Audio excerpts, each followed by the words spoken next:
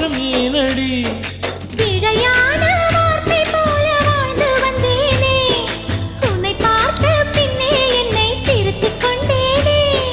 புரியாத கவிதை போல வாழ்ந்து வந்தேனே, அவையாவும் முந்தன் கண்ணில் அர்த்தம் கண்டேனே. இந்த அருக புல்லின் மேல் பனித்துளியாய் நின்றாயே, எந்த பருவத் தோள்களில் பச்சை கிளியாய் வாழ்ந்தாயே.